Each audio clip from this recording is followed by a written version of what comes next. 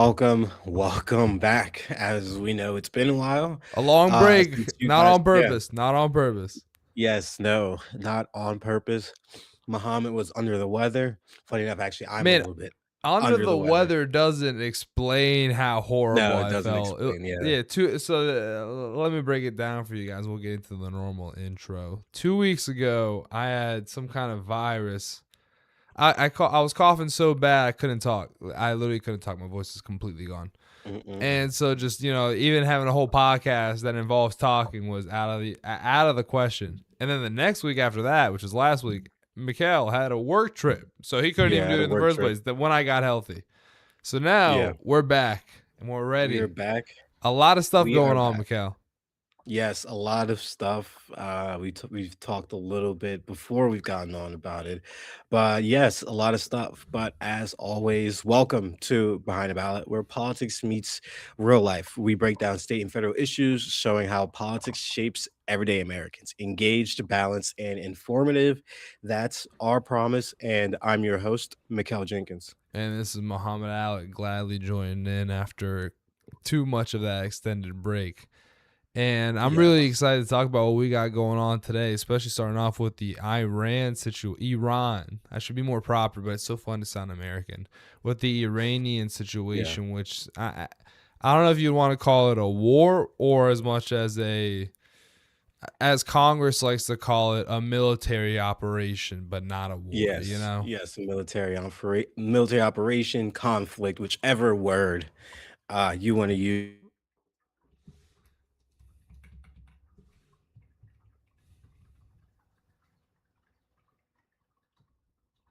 Oh, we may have lost Mikhail. Give it a second, or maybe I got lost myself. Mikhail, 1, 2, 3. It would make sense that he would not reply if he is disconnected.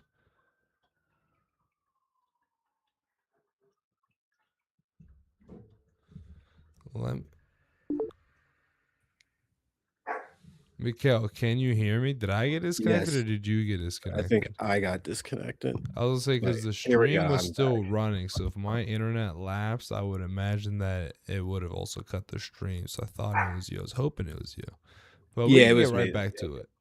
Yeah, we'll get right back to it. So yes, shout out to the Knicks. Glad that they were able to win to get that done. And as I was saying, I do hope that that the Sixers can be there eventually. But starting with the U.S. Iran framework, looking at the ceasefire memorandum of understanding, the 60-day of talks ahead, and deep divisions persist throughout all of this. So the biggest international story is the announcement of a memorandum of understanding, that is a MOU, between the US and Iran aimed at de-escalating recent hostilities, reopening the Strait of Hormuz, and setting up further negotiations. President Trump and Vice President Vance described it as digitally signed on Sunday, with the Iran Parliament Speaker Mohammed Bajer Galbaf, I might be saying that right, for Iran to sign it as well,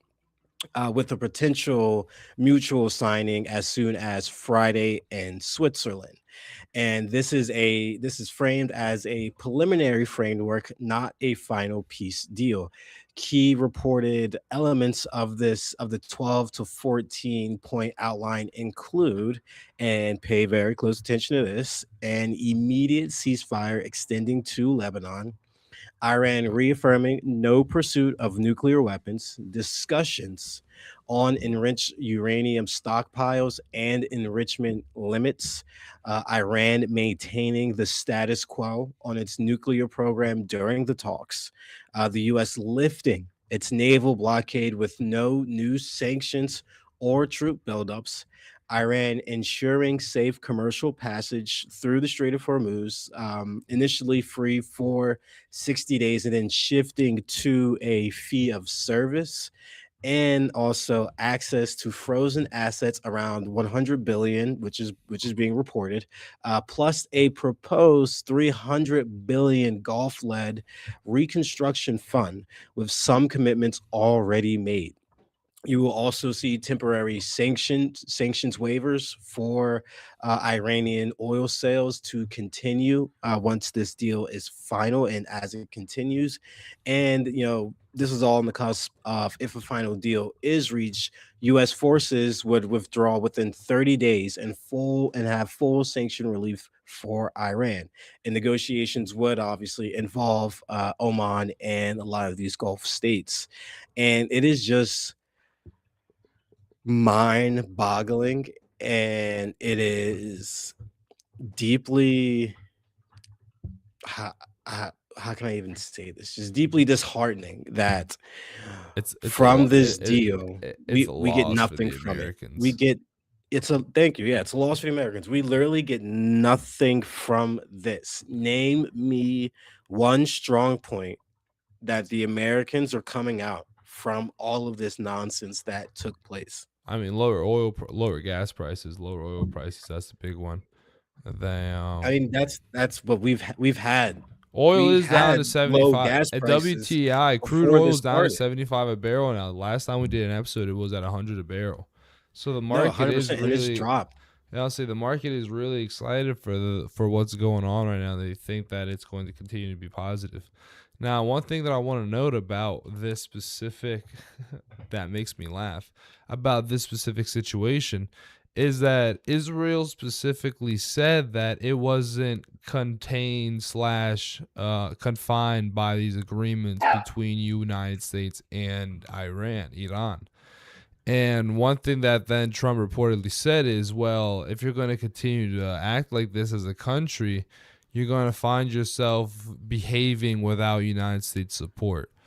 And even right now, I know Western Europe still has a lot of support for Israel, on the government level and a bit militaristically. But the Mhm, United States provides 70 to 80% of the weapons for Israel in terms of foreign aid. And on top of that, yeah, provides a fair bit of economic support as well. So if we were to completely stop our support for Israel, they would find themselves in a situation where now the Gulf states have acknowledged that the United States is no longer backing Israel as like a little brother, which is basically what Israel is to America, like that annoying literally. little brother. Yeah, that they're going to think, well, now the Western world, who we're trying to work ourselves up with a alliance or good relations with, is now acknowledging that these guys are out of control. If we act more strongly against them, it won't be seen as so negatively as it would have been years past. And hell, even Trump said it. This is like a 2 years ago when he was on the presidential run for his current seat, where he's for his current presidential term. And he said, a decade ago, if you were against Israel, it meant that your career in politics was completely done. But now, Israel is the strongest lobby in all of America. Trump said this, and he Yeah, they and he said literally that. are. But now times have changed so quickly that you can be against Israel, and it's almost not a problem. Actually, heck, even it might even be a good thing nowadays. Yeah, no, And seriously. It's now, it's whether or not you're for or against releasing the Epstein files, whether or not Trump is gonna, primary someone against you, which is pretty sad. But yes, this deal is in no way, shape, or form a advantageous deal for the United States. The Strait of Hormuz was already open. I'm not sure if there were. I don't even think there were fees for the ships passing through the Strait of Hormuz before this closure had originally happened. So now we have and coordinating with and already have commitments for Gulf states to give about 300 billion to Iran for reconstruction. That's basically them saying we're sorry we attacked you.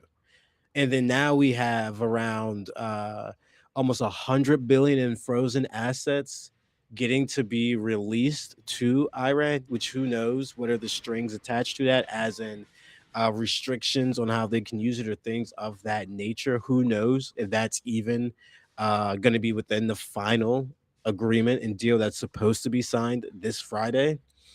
Um, and it seems like, is this really the best that we can do after drastically running dry our munitions across the board, having 13 Americans die because of this, and this is the best that we can do. Basically saying sorry, but just giving the money and lifting up sanctions. And everyone wanted to so harshly criticize the Obama administration for the JC.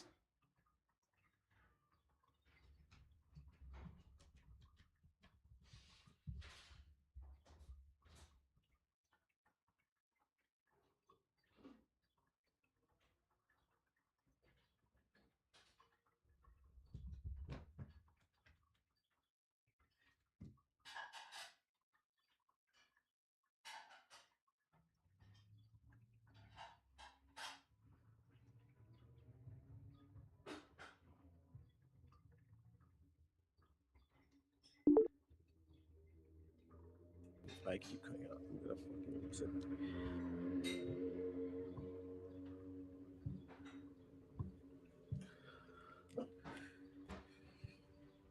I don't know why I keep cutting out.